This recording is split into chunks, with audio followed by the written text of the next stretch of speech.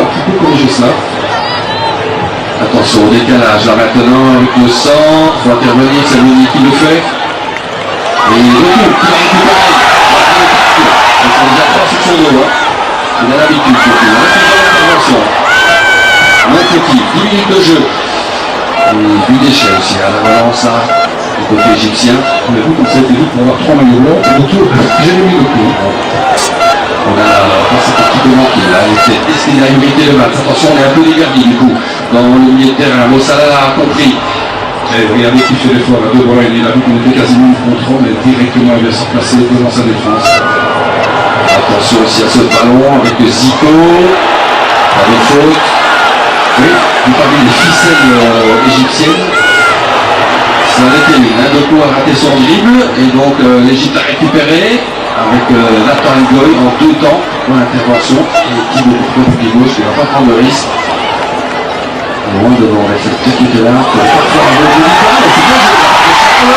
Il a peut-être aller chercher un coup de poing, parce qu'il a touché ce ballon. Voilà, un coup de poing forcé joliment par Charles de Ketelaar. Voilà comment peu de choses ont pu obtenir une phrase intéressante, ça pour un coup de poing en notre faveur. L'erreur de Yasser Ibrahim, la technique là, et de Ketelaar a eu le mérite d'y croire.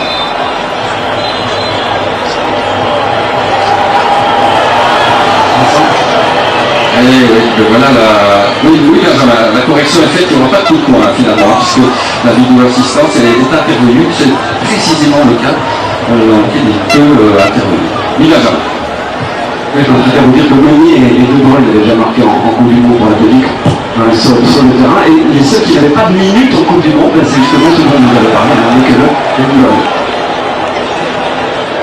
Ouais, effectivement, c'est un vrai beau pari de la part de Rudy Garcia. Trossard au ballon. De Bruyne. Et aussi cette équipe égyptienne bien regroupée, les maillots blancs, concentrés, une véritable toile. Et c'est le reste devant le diable rouge. Ils doivent être patients. Ngoy.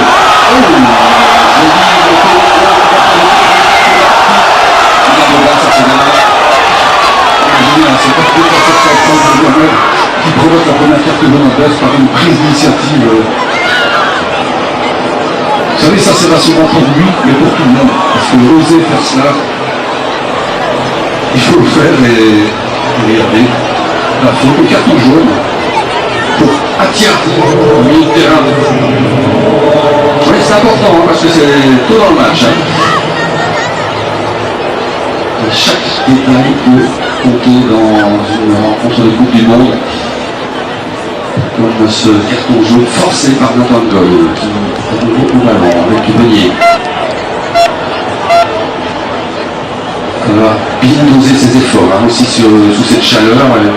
On est un peu en dessous des 30 degrés, mais ça va grimper encore au fil du match.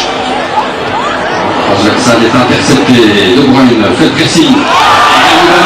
Bien joué Kevin avec 10 minutes de tour, tout est vite. Déjà 2 joueurs égyptiens, pour l'instant tout le monde est à l'arrêt. On attend que le tout passe ou pas. C'est un bon ballon. Ah oui, il a pas pris ballon.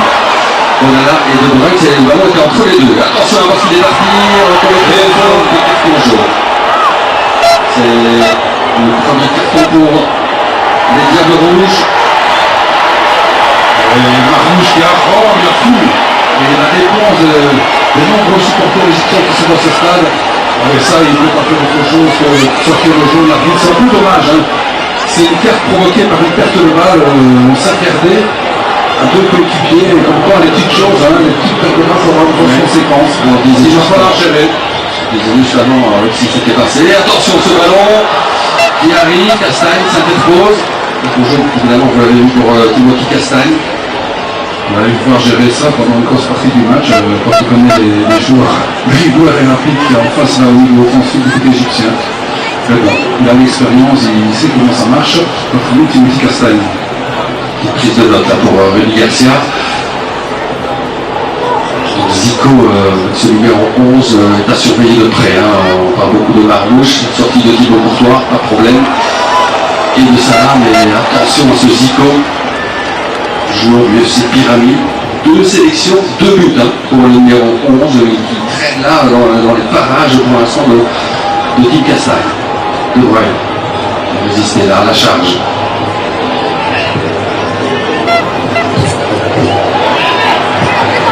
L'enjeu que De Bruyne veut jouer vite. Il les fait en direction de Doku.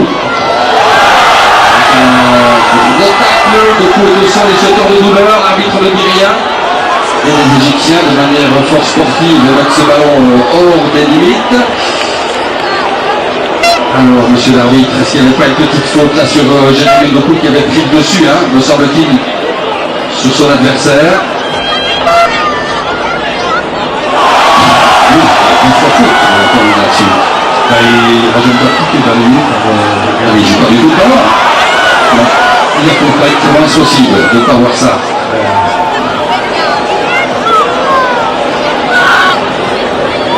En attendant, il fait un premier début de match. C'est à nous, pour l'instant, face à beaucoup.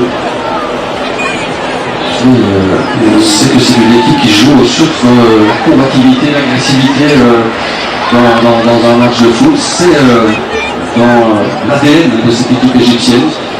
Donc on a fait les faits. Dans l'anticipation de David Castagne. Ballon qui va revenir en faveur de l'Odia de 16 minutes de jeu. 0-0. Une seule véritable occasion jusqu'ici, une frappe de Kevin De Bruyne juste à côté du but. Ballon en direction de Guettelard, De Bruyne de la tête. Ah, il s'est bien joué, Ramadonana qui s'est interposé là. Avec Thomas Régnier en arrière, calmer un petit peu tout ça.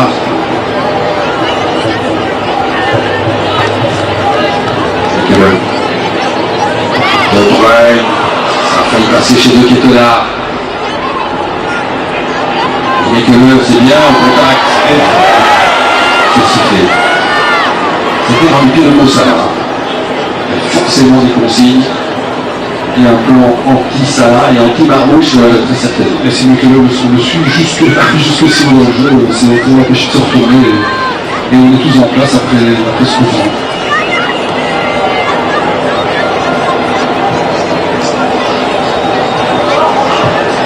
La touche. Fatigue. Fatigue est l'un des rares à jouer à l'étranger. Il joue au Qatar, on va ce ballon. À Ouaka. Tillemans qui a bien sorti la couverture sur cette bonne intervention de Kim Castagne. Voici notre capitaine. De Bruyne, Trossard, il n'a pas encore beaucoup vu. Leandro. C'est pas perdu le ballon, c'est pas pour la Nicara. Bien joué. C'est très bien joué, même qui ne s'est pas précipité pour jouer vers l'avant, pour un petit peu garder ce ballon. Il faut aussi ce genre de séquence. Regardez le De Bruyne, il est quasiment en position arrière droit là. Pour donner ce ballon intéressant dans la foulée de Leandro Trossard, pour l'intervention égyptienne. Avec le pressing de Meunier. Il faut le payer, hein. Et il a payé la précipitation de l'Égyptien, de Guettelard qui a suivi, qui concerne la marque en touche.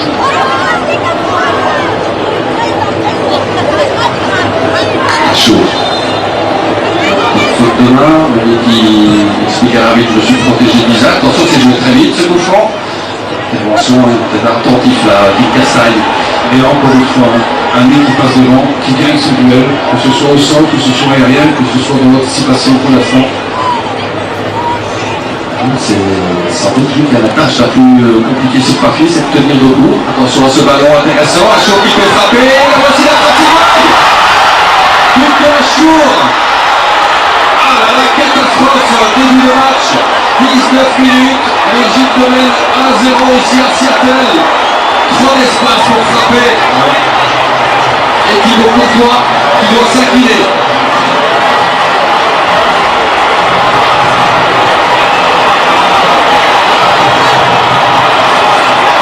Et on va revoir ça, mais c'est clair que l'espace laissé au milieu de terrain égyptien est beaucoup trop grand.